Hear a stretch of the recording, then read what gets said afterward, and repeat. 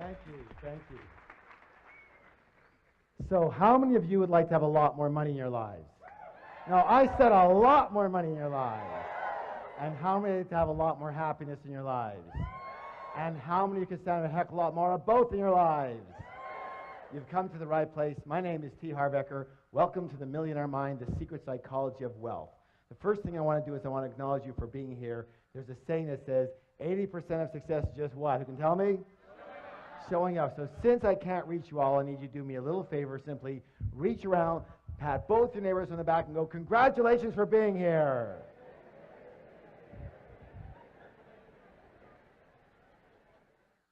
It takes a lot of courage to really have a look at your life sometimes and admit what's going on. And most of us, well, we're not the best admitters, are we?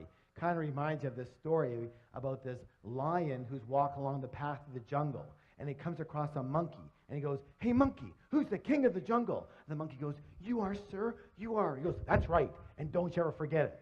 Keeps walking along the path, and he comes across a snake. And he goes, hey, snake, who's the king of the jungle? The snake goes, you are, sir, you are. He goes, that's right, and don't you ever forget it. Keeps walking along the path, comes across a great big elephant. He goes, hey, elephant, who's the king of the jungle? The elephant just keeps walking. He goes, hey, elephant, who's the king of the jungle? The elephant just ignores him. The lion gets really mad, swipes the elephant on the butt, draws blood. The elephant gets angry, picks up the lion with his trunk, throws him around, fires him on the ground, stomps on his head, picks him up, throws him around, fires him on the ground, stomps on his head, picks him up, throws him against a tree, and the battered and bloody lion just lies there. Hey, you don't have to get mad just because you don't know the right answer. And you might as well laugh now because it don't get any better, okay? Anytime I do any training, I have 2 rules. How many rules? 2. How many rules? 2. Thank you. The first rule is really important. It says this: don't believe a word I say. Now, in all sincerity, why would I suggest that? That's right. Whose experience can I come from? Thank you. Just my experience. It doesn't make it right.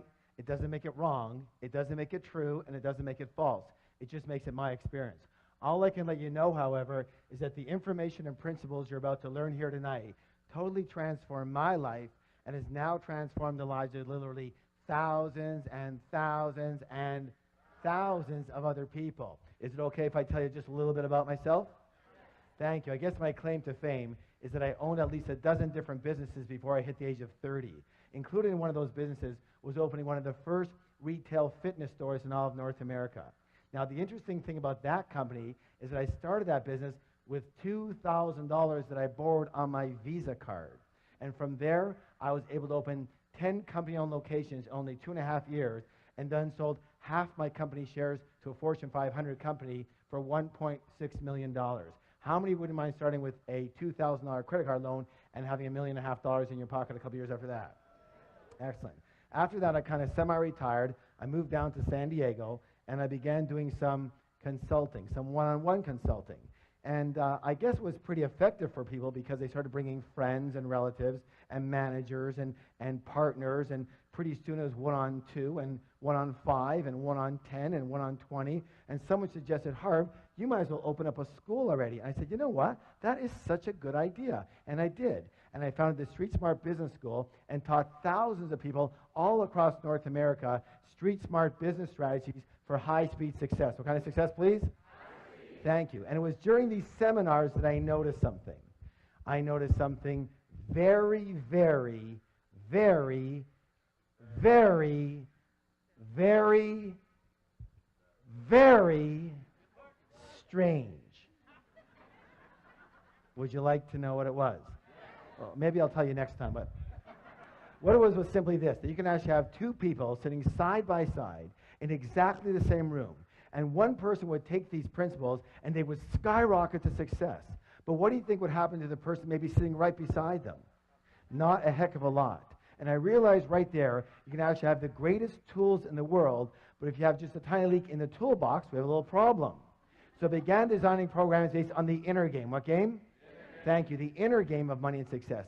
And when we blended and combined the inner game with the outer strategies, with the outer tools, virtually everybody's results went through the roof. Does that make sense, y'all? A good example of what I'm talking about with this inner game is, how many of you notice the phenomenon that when a millionaire loses their money, they generally have it back a very short time later. True? A good example of that is, have you heard of this fellow by the name of Donald Trump? Here's this multi-billionaire who loses everything and more, and 2 years later, he's got it all back again and more. Why does this phenomenon happen? It happens because even though these people might have lost their money, they never lost their most important ingredient to their success, which was their what? Their millionaire. In Donald's case, it's his what? His billionaire mind. Do you realize that Donald Trump could never, quote unquote, just be a millionaire? Let me ask you your opinion. Are you willing? How do you think that Donald Trump would feel if his net worth was $1 million? Yeah, he'd feel poor. He'd feel broke, right? Now, listen, this is the most important thing you could ever learn. That's because Donald Trump's financial thermostat, his what? Is set for, everybody pick your finger up right here. Fingers up. Make it be with me. Billions, not millions. Most people's financial thermostat is set for, fingers up, thousands, not millions. Some people's financial thermostat is set for, fingers up, hundreds, not even thousands. And some people's financial thermostat is set for, thumbs up, below zero. They're freezing and they don't know why. Which brings us to the psychology of wealth. It's very important to realize that we live in a world of duality. A world of what? Thank you. Help me out here. In and out. Give me some examples. Black and white, hot and cold, back and forth, left and right, up and down. Excellent. Excellent. Take right and left. Is it possible to have a left side without a right side? Left of what? You see, they're a comparison. So just as there are outer laws to money, therefore there must be what? Excellent. You know, the fact is that most people do not reach their full potential. Most people are not successful. 80% of individuals will never become financially free in the way they would like to be financially free. And 80% of individuals will never claim to be truly, truly happy. And there's a reason. Would you like to know the reason? The reason is very simple, that most people are a little on the unconscious side. They live only on a very superficial level of life, only based in the visible world, only based in what they can see. Now, a good example I'm talking about here is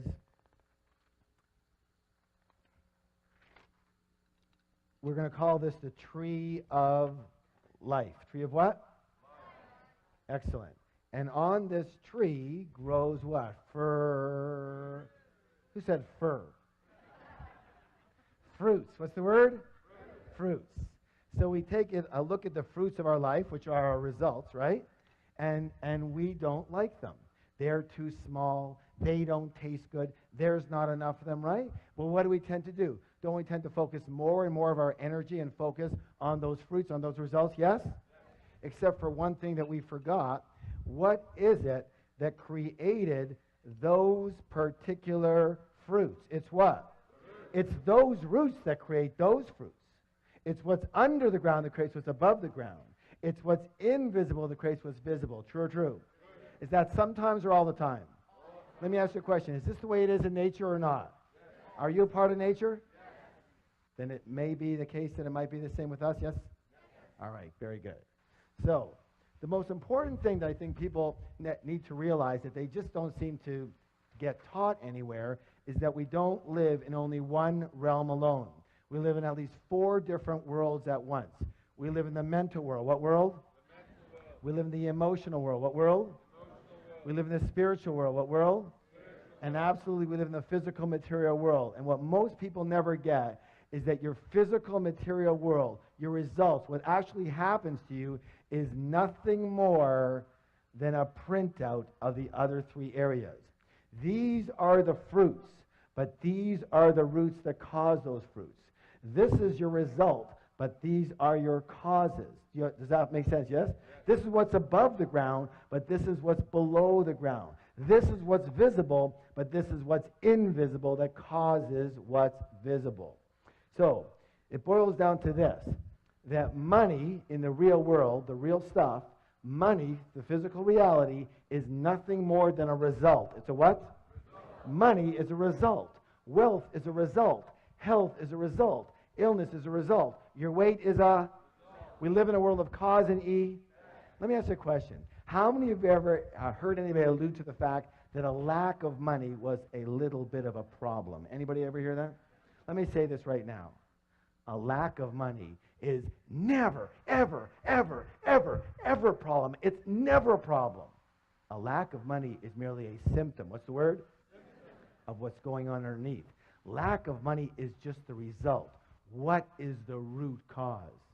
Meaning that the only way to permanently, what's the word, please? Permanently change your outer world is to first change your what? You know what? We're going to give that some energy by doing a declaration together. Who can tell me what a declaration is? A statement that we make what? Out loud. Thank you. And, you know, why does that work? And let me just put it this. I'm not going to get into the whole situation around it, but everything is one thing. Everything is energy. What is it? Energy. What is it? Energy. Everything is energy. And all energy travels in what? Frequencies and So when we make a statement out loud, we are sending a vibration, A, into the universe, and B, if we put our hand on our heart, on our chest, we feel the vibration of that specific statement throughout the cells of our body. Yes or yes? You know, I know for a lot of you, you're thinking, oh my God, is this ever hokey? But the way I figure is this. I'd rather be really hokey and really rich than really cool and really broke. How about you? All right, please stand up. Let's have some fun. Let's have some fun with it. Good job. Now, here's what I want you to do. Put your hand on your chest, on your heart. Sir, your chest, not her chest. Come on, let's go. And simply repeat after me. My inner world creates my outer world. My inner world creates my outer world. Again.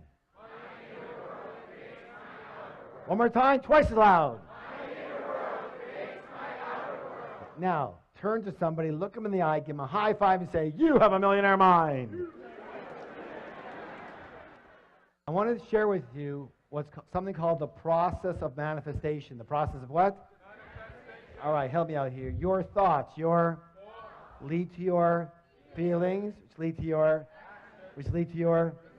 Excellent. One more time, all together. Your thoughts lead to feelings, lead to...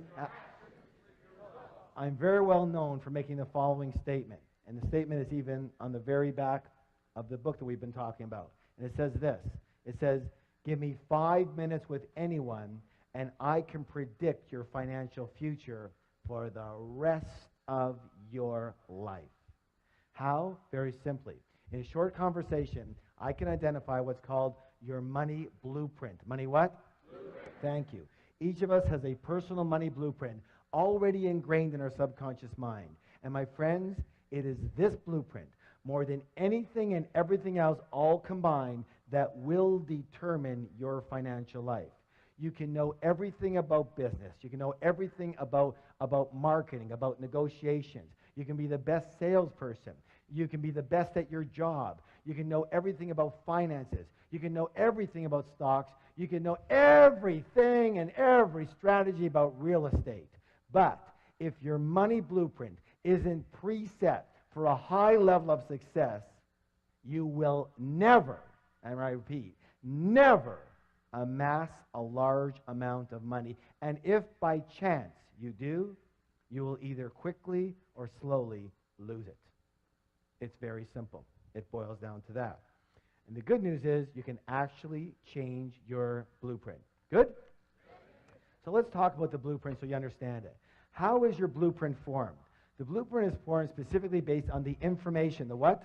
Thank you. The information or programming you received in the past, especially as a young child. Who are some of the primary sources of this information? Parents. Good. Who else? Teachers.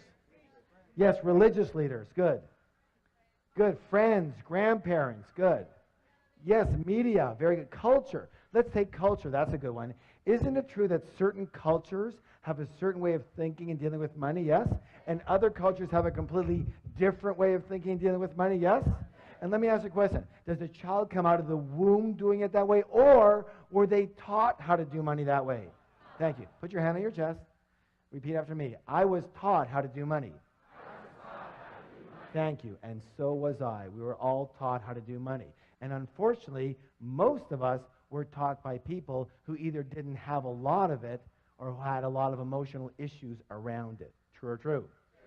So how are we taught? How are we conditioned? 3 primary ways. How many? 3. You guys are doing great. 3. And the first way is called verbal programming. What kind of programming, please?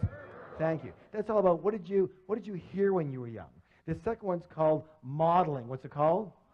Modeling. That's all about what did you see when you were young. And the third one's called specific incidents. Specific what? That's all about what did you experience around money, wealth, and rich people when you were young. Now, let's talk a little bit about verbal programming. Let me hear some of the phrases that you heard about money, wealth, success, rich people when you were young. What are some of the ones that you heard? Yes, money doesn't grow on. Yeah, what? It takes money to. What else? Money doesn't make you happy. Good. Money's the root of all. Okay. We can't. Yeah. There's never rich people are greedy, criminals, crooks. Wonderful. That's perfect. That's perfect. Yeah. You can't take it with you, right? Spoken like a true spender. All right. Do you want to hear my father's favorite? Anytime I asked him for anything, he'd growl at me and go, "Hey, what am I, made of money?" I used to joke around with him. I go, "I wish. I'll take an arm, a leg. I'll take a baby finger, Dad." He never laughed once. Never once. Let me say this. All, what's the word? All. Each and every statement you heard when you were young, every one of those is lodged in your subconscious mind and part of the blueprint that is running your financial life. Let's talk about the next one, modeling. Here's an interesting one. What were your parents or guardians like in the arena of money when you were growing up? Did one or both of them manage money well, or did they mismanage money? Were they spenders or were they savers? Were they shrewd investors or were they non-investors? Did money come fairly easily in your household, or was it always a struggle? Let me ask you this. Was money a source of joy in your home too? Or was it a source of bitter arguments? Why are we talking about this? Because there's a saying that says this: monkey see monkey, and humans aren't far behind. So generally, we will tend to be exactly like, identical to one or a combination of both of our parents in the arena of money. Unless we're exactly the opposite. Why would someone be the opposite? That's right. It just depends on how angry you were at them or at the situation. You said, "I will never live like this again." Got it? The third way is called specific incidents. Specific what? Specific incidents. Now, the best way to talk about that is with my own life and my own wife. Her name is Rochelle, and when she was 8 years old, she would hear the clanging of the ice cream truck coming down the street, and she would run to her mom and ask her mom for a quarter, and her mom would say, "Sorry, dear, I don't have any money. Go ask Dad. Dad's got all the money." She'd run on over to Dad. She'd go get her quarter. She'd go get her ice cream. She was a happy camper. The next week, she'd hear the clang of the ice cream truck coming down the street. She would run to her mom and ask her mom for a quarter, and her mom would say, "Help me out now.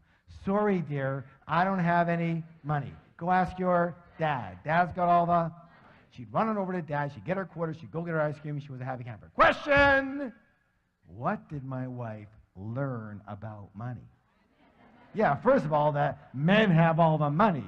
So when we first got married, what do you think she expected of moi? I'll tell you what, it wasn't quarters anymore. Somehow she graduated. What did she learn about women and money? That's right, that women don't have money. Mom, the deity, didn't have any money, doesn't have money. Therefore, the way of being for a good woman to be is not to have any what? Any money. And so whenever she had money, she'd have to what? Get rid of it. And she was darn good at it too. You know, she's very exact. You give her $100, she spent $100. You give her $200, she spent $200. You give her $500, she spent $500. You give her $1,000, she spent $1,000. Then she took one of my programs. She learned all about the art of leverage. I gave her $2,000, she spent $10,000. There was only one thing we ever fought about. Can you guess what it was? Money. And it almost cost us our marriage. And all I can say is thank God that we learned about the material we're talking about now and how to completely recondition each of our own blueprints and, this is important, Create a third blueprint for the relationship. Create a third blueprint for the what? As an umbrella for the relationship. Now, I want you to know something. As many of you know, as many graduates, we have a 3-day Millionaire Mind Intensive program. And one of the things I'm proudest about that program is what we're able to do for people in relationships around money. Because I know what was hurting me more than anything and biggest pain in my life. And what people don't really get is that each of you have your own blueprint, but you're going to need a third blueprint, like an umbrella blueprint, agreements, for example, on how the relationship's going to work around money. And most of us never entered a relationship with that in place. True or true? And most of us have never looked at it like that and go, let's create an umbrella blueprint, have we? And until you do, you'll always have problems with other people around money. So all I can say is that it worked like magic, and we have never had a disagreement since. We fought every single day. Now, you would think that's an exaggeration, wouldn't you? I wish. No, some of you going, no. I wish. Every single day for 9.5 years. And we have never had a single disagreement around money since. And now it's been 11 years. Good or good? All right, give that a hand. Hey, you can do better than that. Let me hear ya. So the big question, even bigger question, the big question is this. What is your current money blueprint set for? Are you preset for success, for mediocrity, or for failure around money? Are you set for struggle with money or for ease around money? Are you set for working really hard for your money? Raise your hand if you're a big hard worker. Come on, let me see it. Where are you? Good. Nothing more than a preset pattern or program. That's all that is. Or are you set for having a nice balance in your life? Are you set for having a very consistent income or an inconsistent income? You know, the up and down yo-yo effect. First you got it, then you don't. Then you got it, then you don't. Then you got it, then... Raise your hand if you know that one really good. Nothing more than a preset pattern. That's all that is. Are you set for having a very high income, a moderate income, or a low income? Do you know there's actual numbered settings? So are you set for earning, 25 to 50,000 a year, 50 to 75, 75 to 100, 100 to 200, 200 to 300, 300 to 500, nothing more than preset patterns and programs.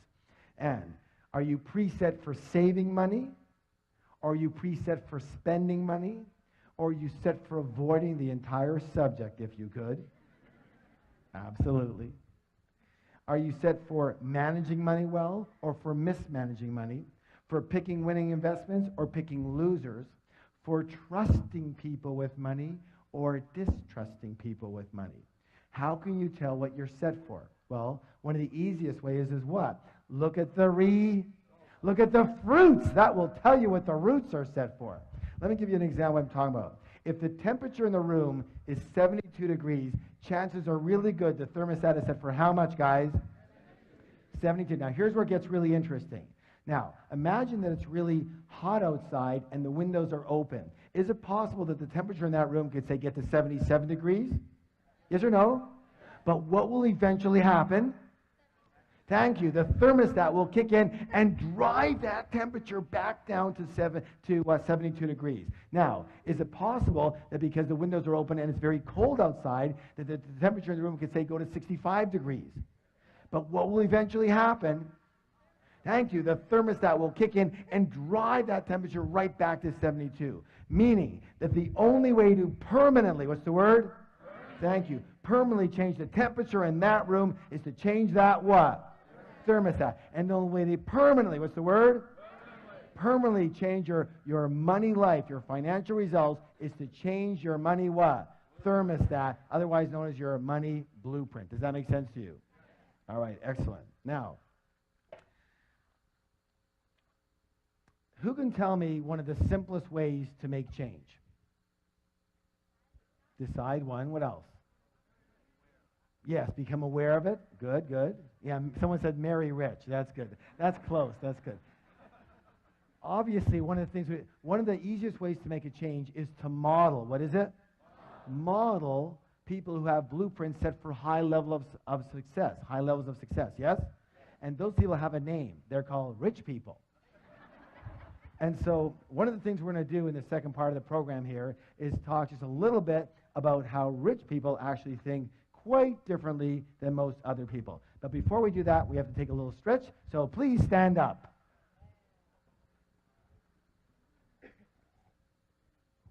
All right, raising your arms nice and high. I want to hear a big, big groan. Let me hear you. Oh, good job. And this way, oh, louder.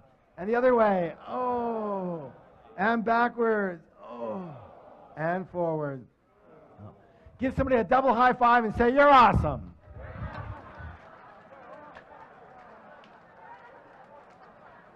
And have a seat, have a seat. All right, let's get into some of these things that are lots of fun. So, the first way that rich people think quite differently than most poor and middle class people, and when I say poor and middle class, I mean the mentality more than necessarily the result. Of course, it depends on that, yes? All right, so let's go this one. Rich people believe what? I create, one more time, twice as loud. I create my life. And most poor and middle class people, what do they believe? Life happens to me, life happens to me. If you want to create real wealth, it is imperative to believe that you are at the steering wheel of your life. You have to believe that you are the one who creates your success, you are the one who creating your mediocrity, and you are the one creating any financial struggle. Consciously or unconsciously is still you. But instead of taking full responsibility for what happens to them in their life, most people, well, they play the role of the what? The victim. Now, you can always tell a victim because they leave 3 indelible clues. And we're going to go over these right now. But before we do, I want you to realize that I do fully understand that what we're about to talk about here has nothing to do with anyone in this particular room. But just in case you know someone who should have been here, make sure you bring them next time. Yes? All right. So the first thing they do is what? They blame. That's right. They blame the economy. They blame their type of business. They blame the stock market. They blame the real estate market. They blame the city they live in. They blame the taxes. They blame the government. They blame their employer. They blame their employees. They blame their manager. They blame customer service. They blame their partner. They blame their upline. They blame their downline. They blame their husband. They blame their wife. And of course, everybody wants to blame their parents for something. Or the next thing they do is they do what? Thank you. They justify their situation by saying something like, well, you know, money's not that important. Let me ask you a question. If you said that your husband or your wife or your boyfriend or your girlfriend wasn't that important, would they be around for very long? I don't think so, and neither would what? You know, neither would money. And people come up to me in my major seminars all the time, and they'll walk up and they'll say something like that. They'll say, well, you know, Harv, money's not that important. And I'll go, you're broke, aren't you? And they'll go, well, right now I'm a little short. No, not right now, always. You've always been broke, yes or yes. And they go, of course they're broke. Of course they're broke. If you didn't think having a motorcycle was important, would you buy one? Would you have one? Of course not. If you don't think having a pet parrot is important, would you buy one? Would you have one? Of course not. If you don't think money's important, would you have any? Of course not. You know, you can actually dazzle your friends with this information. The next time your friend comes up to you and says something lame like that, here's what I want you to do. I want you to roll your eyes up into here and look up into the heavens and put your hands up here on your forehead and go, you're broke. And they're going to go, how did you know? And you're going to go, what else do you want to know? That'll be $50, please, and you'll have a whole new business. Of course they're broke. Let me just say this for the record. Anybody who says money is not important doesn't have any. True or true? All right, now, the third one here is absolutely imperative. What's it say, please? Complain. Let me say this right now. Complaining is the absolute worst possible thing you could do for your health or your wealth. The worst. Why? Well, one of our other programs is called the Wizard Training. What kind of training? And that's all about how do you manifest what you want with elegance and joy versus a lot of struggle. And the way to do that is using universal principles. And so you can be in alignment with the laws of nature instead of fighting against them. Does that make sense? All right. And one of those principles I'm sure you heard of, and it says this. I want you to repeat it. It says, what I focus on expands. Let me hear you. What I focus on expands. One more time. What I focus on expands. Tell somebody else, please. Excellent. Now, here it is. Let me ask you a question. When you are complaining, what are you focusing on? What's right with your life or what's wrong with your life? And since what you focus on expands, what are you now going to get more of? What's right with your life or what's wrong with your life? Absolutely, you're going to get more of what's wrong with your life. When you are complaining, you're actually attracting crap into your life. When you are complaining, you turn into this big, giant crap magnet. And have you ever heard that complainers, I mean, you know, they usually say the same thing, say, well, of course I complain. Look how crappy my life is. And now you know better, so you can say, no, it's because you complain that your life is so crappy. Shut up and don't stand near me. So I'm going to give you some homework. Are you willing? An action plan. Now, here's what I want you to do. For 7 days, how long? No complaining. Not out here and not in here. And when you can do that for 7 days, I promise miracles will occur for you. And it's got to be a whole 7 days. Why? Because you still might have some, you know, residual crap coming to you from before, right? Because crap doesn't travel at the speed of light, you know. It travels at the speed of crap, and it's really slow. So it has to be a whole 7 days. Are you willing? All right, good job. Now, here's the thing you have to understand. Here's the secret. Are you ready for the secret? No, you're not ready. Are you ready for the secret? All right, lean forward, hands on your ears. Let's see them. Okay, here we go. Ready? There's no such thing as a really rich victim.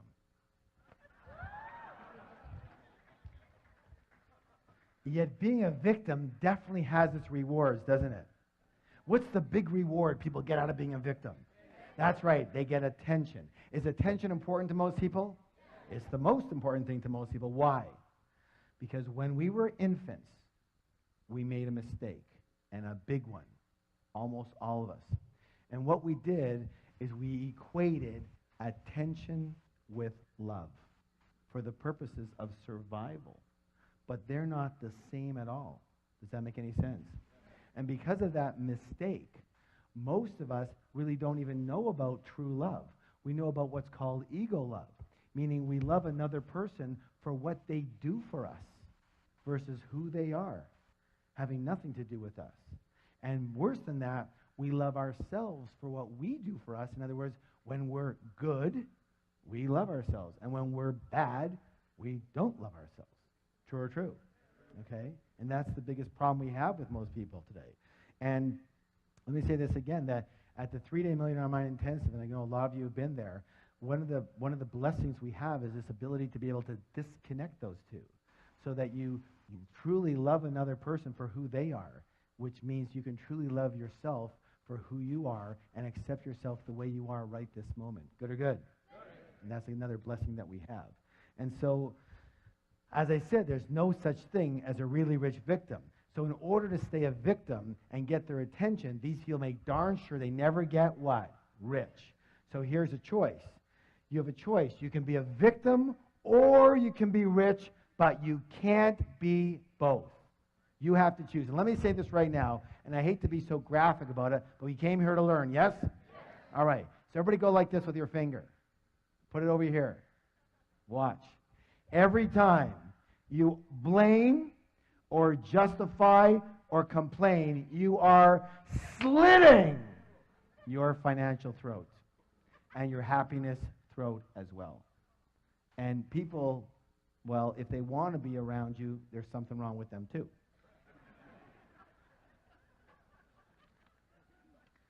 So it's time to acknowledge the fact that you create everything that's in your life, you create everything that's not in your life, and everything in between. You create your wealth, you create your non-wealth, you created your exact financial situation that you're in right now. Now that's a good thing to know, isn't it? Because if you create it, you can discreate it. And you can create something else. Yes? All right, please stand up for the declaration. Put your hand on your heart. I create the exact level of my financial success. I create the exact level of my financial success. Again. I create the exact level of my financial success. One more time, twice as loud. I create the exact level of my financial success. Turn to somebody, look them in the eye, give them a high five, and say, you have a millionaire mind.